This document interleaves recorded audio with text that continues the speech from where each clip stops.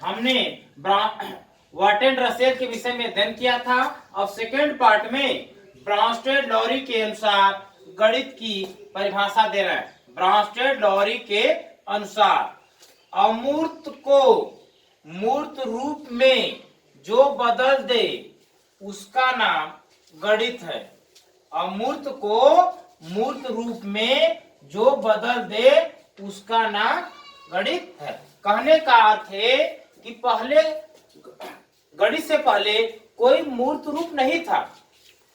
मूर्त रूप जब गणित की उत्पत्ति हुई तब हुई। उसमें ही बताया गया कि यह रेखाखंड है, यह त्रिभुज है, यह चतुर्भुज है, यह पंचभुज है, यह बेलन है, यह घन है और घनाभ है। यानी जितने भी संकेत पाए जाते हैं कि यह वर्गाकार है, आयताकार है, घनाकार है, ये सब जो भी संकेत पाए जाते हैं, जो भी बताए जाते हैं, वह गणितज्ञों ने बनाया और जिसने बनाया, जिसके अंतर्गत बताया, उसी का नाम गणित है। ये किसके अंतर्गत बताया गया है? गणित के अंतर्गत ही सभी चीजों का रूप दिया गया है। जो रूप दिया गया है वह ब्रांस्टेड लॉरी ने दिए हैं और वह बताया गया कि जो चीज अमूर्त है, ब्रह्मांड में जो भी चीजें हैं उसका कोई पहले रूप नहीं था। जो रूप दिए वह ब्रांस्टेड लॉरी थे और अमूर्त को मूर्त रूप दिए और मूर्त रूप देने वाला कौन था? गणित। कौन था? गणित। अब अगले गणितज्ञ के विषय में हम लोग अध्ययन करेंगे। अगले गणितज्ञ के विषय में अध्ययन करेंगे जिनका नाम होगा गैलीलियो। गैलीलियो के अनुसार गणित एक ऐसी भाषा का अध्ययन है जिसमें ईश्वर ने संपूर्ण ब्रह्मांड को रच दिया है। गैलीलियो ने क्या बताया कि गणित जो है एक ऐसी भाषा का अध्ययन है। गणित क्या है? एक ऐसी भाषा का अध्ययन है जिसमें कि ईश्वर ने संपूर्ण ब्रह्मांड को रच दिया। जैसे आप देखते होंगे कि यह चंद्रमा के विषय सुने होंगे कि जो उनका आकार है वो लगभग क्या है? गोलाकार है। जो उल्का पिंड तारे हैं वो भी कैसे हैं? जितने ग्रह हैं वो भी कैसे हैं? सब वृत्ताकार रूप है। जितने ग्रह हैं, उपग्रह हैं, जो भी ब्रह्मांड में है, सब कैसे हैं? लगभग उनकी जो आकृति है, पृथ्वी है उनकी भी आकृति है, सूर्य है उसकी जो भी आकृति है, लगभग सब क्या है? लगभग सब गोल है। इस तरह से अगर हम देखें तो हमारा पूरा ब्रह्मांड क्या है? हमारा जो पूरा ब्रह्मांड है वही गोल है। यही गैलीलियो ने बताया कि गणित एक ऐसी भाषा का अध्ययन है जिसमें कि ईश्वर ने संपूर्ण ब्रह्मांड को रच दिया है। अब हम गणित की उपयोगिता के विषय में चलेंगे कि गणित पढ़ने से फायदे क्या हैं और इसका उपयोग किसको किसको जरूरी है। तो एक तरह से अध्ययन के आधार पर देखें तो पहले गणित का उपयोग। गणित का उपयोग गणित कृषि के क्षेत्र में, कृषि के क्षेत्र में, कृषि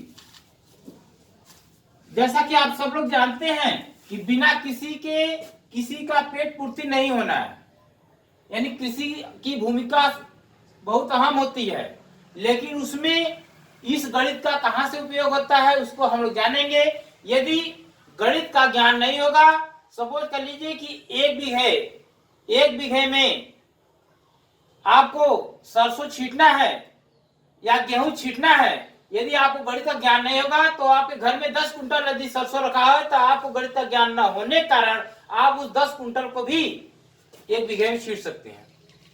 लेकिन गणित ने आपको माप करके बता दिया कि एक बीघे में 50 केजी, 60 केजी, यानी औसत एक बता दिया गया कि इस औसत में छीटेंगे तो आपका क्या होगा?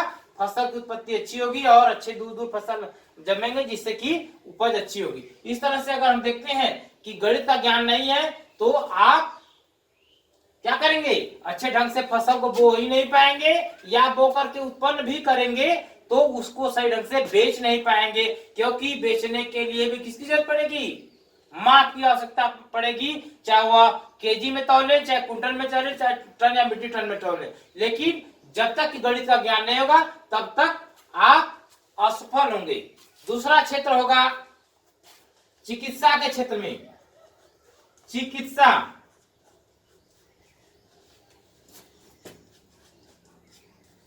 गणित का जो उपयोग है वह चिकित्सा के क्षेत्र में, गणित का जो उपयोग है वह चिकित्सा के क्षेत्र में। देखिए डॉक्टर कभी भी दवा लिखते हैं, आप उसको देखें तो जब लिखते हैं कोई डोज लिखते हैं तो उसमें लिखते हैं कि इतना एमएम का, कहीं न कहीं जब भी दवा लिखते हैं तो उसके आगे क्या लिखते हैं, वह मात्रा जरूर लिखते हैं।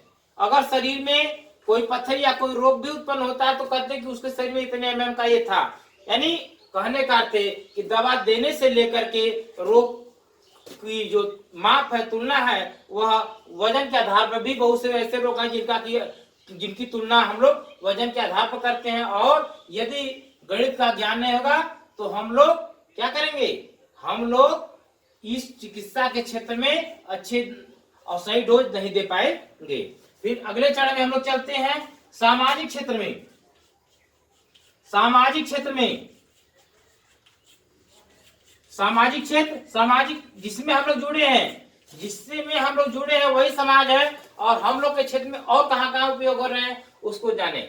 जैसे सपोज कर लीजिए कि हम आपको एक छात्र को बोले कि अंकुश जाओ मार्केट में, अंकुश मार्केट में जाओ, 8वीं क्लास में पढ़ रहे हो, जाओ मार्केट में और अपने लिए उमरहा बाजार से कपड़े का दुकान है, वहां से शर्ट के लिए कपड़ा लेकर के आओ। और अंकुश बहुत खुश होकर के जाता है, और जब वह दुकान पर छात्र जाता है तो उस दुकानदार के सामने, दुकानदार जब पूछता है कि कितना चाहिए कपड़ा, आपको कितना लगता है, कितना चाहिए, तो ऐसी स्थिति में गणित का ज्ञान न होने के कारण अंकुश उसके सामने अपने आप को गूंगा और बहरा समझ में आता है, और वह अंकुश कुछ नहीं बोल पाता है। इस प्रकार यदि हम देखें तो यदि गणित का ज्ञान नहीं हो तो हम लोग समाज में, आप सब लोग, हम लोग जितने भी हैं, अगर गणित का ज्ञान ना हो तो हम लोग समाज में किसी के सामने अपनी बातों को नहीं कह पाएंगे, और जब कहने की बारी आएगी तो उसके सामने हम वैसे ही पेश आएंगे जैसे कि एक गूंगा और बहरा होता है। अगले चरण में हम लोग चलते हैं, अगले चरण में हम लोग चलते हैं जिसमें देखते हैं कि गणित और कहां से उपयोगी हो सकता है। तो गणित, एक निर्धन व्यक्ति हो, बहुत गरीब हो, अब बहुत अमीर हो, यदि बहुत अमीर होगा तो उसके पास बहुत पैसा होगा, और गरीब होगा तो उसके पास होगा ही नहीं। लेकिन उसको खाद्य श्रृंखला बनाने के लिए, एक माह का भोजन प्राप्त करने के लिए कि एक माह में हम कितना गेहूं खरीदें, कितना पैसा, कम से कम कितना पैसा हम जुटा लें, कम से कम हम कितना पैसा जुटा लें कि हमारे एक माह का जो भोजन यापन है वह संभव हो सके। इसके लिए एक निर्धन से लेकर के एक बहुत धनवान तक को भी गणित की आवश्यकता पड़ती है। अन्यथा निर्धन या धनवान भी अपने धन को या अपने खाद्य श्रृंखला को बनाने में सक्षम नहीं होगा। इसके साथ ही साथ गणित की अन्य भी उपयोगिताएं हैं, जैसा कि आप देखते होंगे। जैसे एक विषय ले लीजिए, आप विषय ले लीजिए हिंदी, हर विषय में, विषय के क्षेत्र में गणित की उपयोगिता विषयों में, प्रत्येक विषय में। तो गणित की जो उपयोगिता है वह प्रत्येक विषय में है। जैसे हिंदी को आप देखें, अगर हिंदी में आपको सर पढ़ाते होंगे कि सूरदास, हिंदी में अगर हम सूरदास का जीवनी पढ़े, सूरदास, यही पढ़ते हैं कि सूरदास जी का जन्म 1478 ईस्वी में, 1478 1878 ईस्वी में उन्नाव जिले के बादापुर नामक ग्राम में हुआ था। सूरदास जी का जन्म 1478 ईस्वी में उन्नाव जिले के बादापुर नामक ग्राम में हुआ था और इसकी जो मृत्यु हुई थी वह 1583 ईस्वी में हुई थी। 1583 ईस्वी में हुई थी। यदि गणित का ज्ञान नहीं होता तो क्या यह सूरदास जी, तुलसीदास जी या जितने भी हिंदी में हो, अंग्रेजी में हो, जो आप लोग जीवनी पढ़ते हैं, क्या किसी के जन्म इतिहास को बताना संभव होता? नहीं। साथ ही साथ कोई भी विषय तभी तक सत्य होगा जब तक कि उसमें गणित का उपयोग हुआ है। विज्ञान के क्षेत्र में चलिए, विज्ञान के क्षेत्र में गणित की उपयोगिता, विज्ञान के क्षेत्र में गणित की उपयोगिता, विज्ञान के क्षेत्र में देखिए, विज्ञान भी तभी तक सत्य है जब तक कि उसमें गणित का उपयोग है। यदि गणित का उपयोग न हो विज्ञान में तो वह विज्ञान भी अधूरा हो जाएगा। यदि गणित का उपयोग विज्ञान में न हो तो वह विज्ञान भी क्या होगा? वह अधूरा हो जाएगा। इस तरह से हम लोगों ने देखा कि जो गणित की भूमिका है वह बहुत अहम है। लेकिन बच्चों, आपको लगता है कि यह बहुत कठिन है, लेकिन हम दावे के साथ कहेंगे कि इससे सरल विषय कोई है ही नहीं। बस मन में निष्ठा होनी चाहिए, मन में निष्ठा होनी चाहिए। जैसे एक हम ऐसे व्यक्ति का एग्जाम्पल आपके सामने पेश करने चाहते हैं जो कि बहुत ही गरीब है और आज की डेट में सबके पास भूख की समस्या भी है और महामारी से बचना भी है, जान और जहान को बचाना भी जरूरी है। तो सबके सामने एक विकट परिस्थिति है, पैसे से लेकर के किताब तक की। तो उसी पर हम दो शब्द अभिभावकों को जोड़ते हुए, अभिभावकों से भी रिक्वेस्ट मेरा रहेगा और बच्चों से भी रिक्वेस्ट रहेगा कि उन अभिभावकों को से आप कैसे बुक को प्राप्त करें। तो हम एक एग्जाम्पल लेते हैं। जैसे आरुषि नाम की एक छात्रा है, किस नाम की? आरुषि नाम की एक छात्रा है और जो है पढ़ाई कर रही है, लेकिन उसके माता पिता बहुत ही गरीब हैं। आरुषि के माता पिता इतने गरीब हैं कि वो किताब खरीदने की भी क्षमता नहीं रखते हैं। अब वह भोजन बनाते बनाते उसके मम्मी पापा बीच में एक दिन शाम के समय, क्योंकि साथ बैठ करके सब लोग भोजन करते हैं, ध्यान रखिएगा कि सभी बच्चे साथ भोजन बैठ के ग्रुप में करेंगे। बड़े बुजुर्गों के साथ बैठने से बहुत बेनिफिट मिलता है। तो वही आरुषि अपने माता पिता के साथ बैठ करके भोजन कर रही थी। उसी बीच में माता पिता से कहीं वार्ता में उन्होंने सुना कि वह बेटी को तो बहुत कुछ बनाना चाहते हैं और उसमें वह बनाना चाहते हैं यशपी।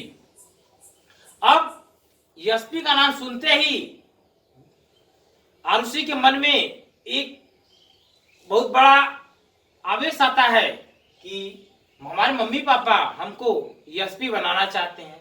अब वह मन में ठान लेती है, लेकिन उसके पास लाचारी क्या है? किताब को प्राप्त करने की है। अब वो किताब कहाँ से प्राप्त करे? लेकिन कोशिश करते हैं उसके माता पिता कि वह एसपी बनाने के लिए अपना तैयारी में जुटती है और किताब कहीं से खरीद करके पहली बार उसके माता पिता पैसे का कलेक्शन, गहना बेचते हुए और कुछ सामान बेचते हुए लाते हैं, लेकिन यह इससे संभव नहीं हो पाता है। और आरुषि एक बार जब किताब खरीद लेती है तो दोबारा खरीदने की क्षमता नहीं बन पाती। उसी बीच में वह आरुषि जाती है और उस दुकानदार के पास जाती है जिसको कि अंकल के नाम से जानती है। अब वह दुकानदार के पास गई और उस दुकानदार से बोली, अंकल जी हमको वाला किताब दे दीजिए। अब वह दुकानदार ने पैसा लिया और किताब दे दिया। फिर अब कुछ दिन पढ़ने के बाद उस किताब को फिर वह लेकर गई उसी दुकान पर और उसने क्या किया, उस किताब को बेच दिया और अंकल जी से पुनः रिक्वेस्ट साथ बोला कि अंकल जी ये मेरा किताब खरीद करके फिर मुझको दोबारा किताब दे दी। इस तरह से वह बार बार करती थी। इसको देख करके अंकल से रहा नहीं गया और उन्होंने क्या कहा कि बेटा ऐसा तुम क्यों करती हो। तो उन्होंने बताया कि हमारे पिताजी हमको एसपी बनाना चाहते हैं, लेकिन लाचारी है कि उनके पास पैसा नहीं है। अब आरुषि को पढ़ाने के लिए वो अंकल बोलते हैं कि बेटा अब हम तुमको किताब देंगे। अब वो किताब देने के लिए तत्पर हो जाते हैं और उस बच्चे से बोलते हैं कि आरुषि बेटा तुमको किताब पढ़ो और जब किताब पढ़ लेना तो ला करके हमको दे देना और किताब पुनः हमसे प्राप्त कर लेना। इस तरह से कुछ वर्ष हुए और कुछ वर्ष होने के उपरांत वो आरुषि एसपी का पोस्ट ग्रहण कर लेती है। और जब वह एसपी का पोस्ट ग्रहण करती है तो सबसे पहले वह मम्मी पापा को याद करती है और उसके बाद तीसरे नंबर पर कौन आ गया, वही अंकल आ गए। तो मम्मी पापा से बोलती है कि पापा मम्मी हमको कहाँ जाना है, अंकल के पास। तो उन्होंने पूछा क्यों, तो उन्होंने अपनी बात बताई, वो आरुषि ने अपनी बात बताई कि हमको अंकल जी ऐसे किताब देकर के सहयोग किए थे और हम उनसे जाकर के मिलना चाहते हैं। और इस खुशी में उसके आरुषि के मम्मी और पापा भी जाते हैं और बहुत ही मिलजुल कर खुशी जाहिर करते हैं। और उसी बीच में अंकल जी बोलते हैं कि हमने जो सोच करके आपको किताब दिया था वह मेरा सफल हुआ। तो उन अभिभावक महोदय से इस कहानी के माध्यम से हम बच्चों के साथ साथ अभिभावक को यही कहना चाहेंगे कि हर बच्चे बच्चे होते हैं। यदि किताब नहीं उनको मिल पा रहा है तो आप उसको किताब दे दीजिए, 1 महीने 1.5 महीने 2 महीने के लिए तब तक दे दीजिए जब तक कि कोहराम जो वैश्विक महामारी कोविड-19 का प्रकोप छाया हुआ है, जब तक यह महामारी छाया हुआ है तब तक के लिए उनको किताब दे दीजिए। और बच्चे भी उसी प्रकार रिक्वेस्ट के साथ आप प्राप्त करना चाहेंगे तो प्राप्त कर लेंगे। और बच्चे ये बात भी ध्यान रखेंगे कि आगे बढ़ने के लिए न तो धन की आवश्यकता है लेकिन रिक्वेस्ट के साथ वो भी प्राप्त हो सकता है। इस तरह से अगर आप चाहें तो मनोवांछित फल की प्राप्ति कर सकती हैं। जो पोस्ट ग्रहण करना चाहो उस पोस्ट को आप ग्रहण कर सकते हो, इसमें गरीबी कोई बाधक नहीं है। इन्हीं शब्दों के साथ हम आपको आज विराम देते हैं। अगले सीरियल में पुनः हम आएंगे।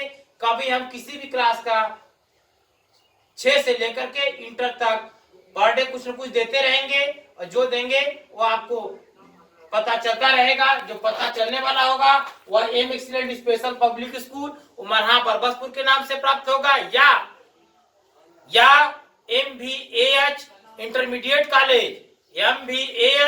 इंटरमीडिएट कॉलेज अटेसुआ मुर्दहा वाराणसी के नाम से प्राप्त होगा। ये यूट्यूब ऑनलाइन कई स्थानों पर प्राप्त होंगे। और उन बच्चों से भी रिक्वेस्ट होगा कि जो एडमिशन लेना चाहते हैं, आने की संभावना नहीं है तो नंबर भी जारी है और जारी भी हम करेंगे।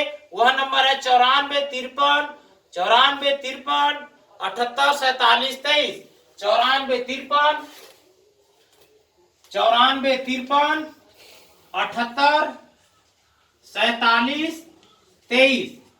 इस नंबर पर 9453 78 47 23 पर कॉल कर या मैसेज कर अपने एडमिशन को सुरक्षित रख सकते हैं। बस उसमें स्थान जिक्र करना है कि आपको किस विद्यालय में एडमिशन चाहिए। एक्सीलेंट में चाहिए, एक्सीलेंट उमरहा पढ़ता है, M excellent special public school Umarha में पढ़ता है, यहाँ पे चाहिए तो यहाँ का जिक्र दीजिए। अगर MVH इंटरमीडिएट कॉलेज मुर्दा में चाहिए तो वहां का जिक्र दीजिए। धन्यवाद।